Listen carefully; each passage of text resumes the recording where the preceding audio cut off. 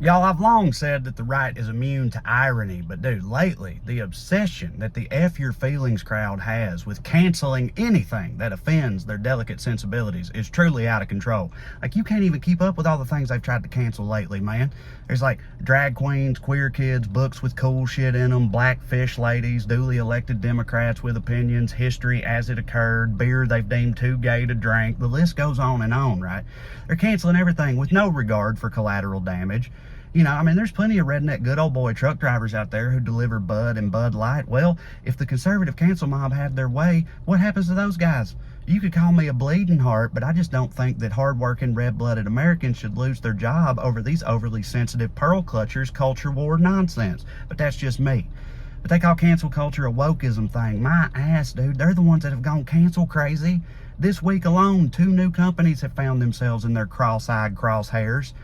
Target and Miller Lite, right? With Target, I guess they rolled out their Pride Month stuff early, and they got a whole kids line of Pride attire. So of course the mouth breathers immediately were like, well, time for Target to get the Bud Light treatment. We're boycotting Target, y'all. Yeah, sure, Target's really quaking in their furry UGG-inspired boots over that threat.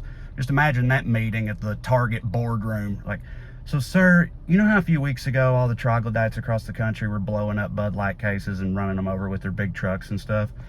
Yeah, right. Well, those same people are now saying they're never going to shop at Target again. Well, it must be my birthday. Should I send them a gift basket or something? Damn, I've been trying to think of a way to ban those trash monsters from our stores for years. I didn't think we'd get away with it. This is fantastic news. Like, Target don't want y'all there. They won't even build their stores where most of yuns live. What are you talking about? And with Miller Lite, I heard Miller Lite was being canceled for a woke ad they made. So before I watched it, I was like, what is this going to be? 3 transgender influencers? What are they so pissed about? But I turned it on, and it's just a fully clothed woman talking. And they lost their minds. They're like, no titties, no company, can't have one. I'm like, dude, is that all it takes to incur the wrath of the rock chewers? They're really going to have to lower their standard for outrage, man. Before long, they're not going to have anything left. Like, if they keep it up at this pace, in a few years, they're all just going to be sitting in the dark, drinking their own piss, watching the new Kevin Sorbo movie, listening to Lee Greenwood and Ba with the Ba on repeat, and calling the whole thing the sweet taste of freedom, right? Meanwhile, outside their Spartan hovel, all the companies they tried to cancel are going to continue to enjoy record-breaking profits as the world moves on without them. It would be sad if they weren't absolutely begging for it. But conservatives, listen, here's all you got to do. Just toughen up a little bit, man. Stop being so sensitive. Grow a thicker skin, okay? And you'll be all right. This is America. It'll be all right. Love y'all. All right, YouTube, listen up. I'm going to be back in a minute with some other stuff, but I wanted to say, I think part of the reason that the narrative persists that cancel culture is a liberal thing is because of the way the media talks about these things. Media bias is rampant in this country, and I do think it's a problem. And with that in mind, check this out, and I'll see you in a second. You know, YouTube, I think most of us would agree that one of the more frustrating aspects of our current reality is dealing with all the bias and BS in our news media, right? What's real, what isn't, what narratives are being pushed, what happened to transparency?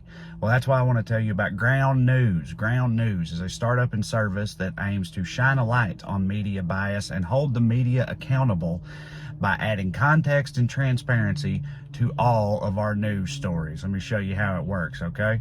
Okay, you can see here I'm on Ground News website, but for the record, they also have an app and a Chrome extension. Now, this is a page for an article about renowned lunatic Robert Kennedy Jr. saying there is overwhelming evidence the CIA was involved in JFK's assassination.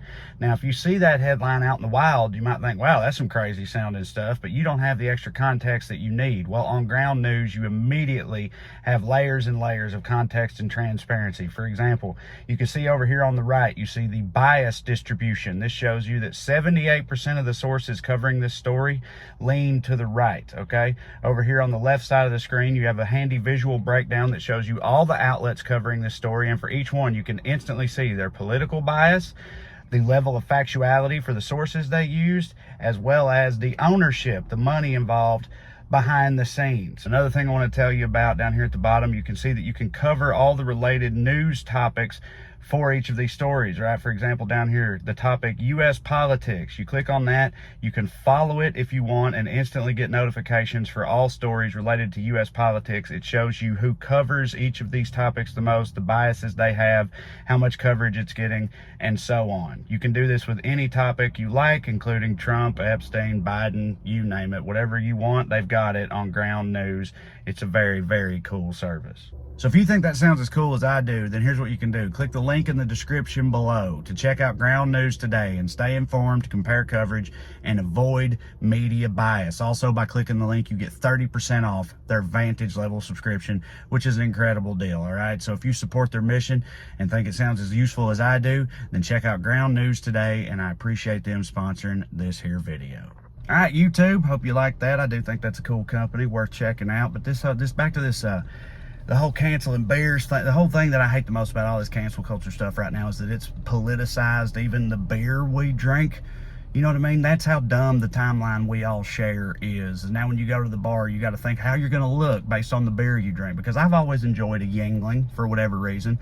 But now, after all the Bud Light and Miller Lite stuff, the Mayonnaise Brigade has deemed Yuengling to be the only true American patriot beer out there, which, by the way, I'm sure Yuengling was like, please don't. Could you please not do that? Oh, God. Right? But they have. So now if I order a Yuengling without thinking at a bar, I'm like a tractor beam for the very last person in the bar that I ever want to have a conversation with. He comes over and is like, you like Yuengling, huh? Yeah. It's like, me too. So the Jews, am I right? Like, whoa, like I don't want to do that. Also, I was always somewhat averse to like the Bud Lights and Miller Lights of the world. Now I look like I'm not a damn ally if I refuse to drink them or whatever. It's just all so dumb and it's all their fault. All right, just get drunk and love each other. That's all that needs to happen. All right, these people just screwing it all up for the rest of us, but don't worry about it. Like what you like, be who you are. That's the American way. That's what I say. Love you and see you next time. Oh, but also, actually, don't leave yet. Sorry, I almost forgot. I'm about to put up some of these, the circles and squares here, YouTube. You know, one of them is another video of mine, which you should check out. Perhaps you haven't seen it. Perhaps you would enjoy it. Then one of the circles is subscribing to the channel, which I surely would appreciate.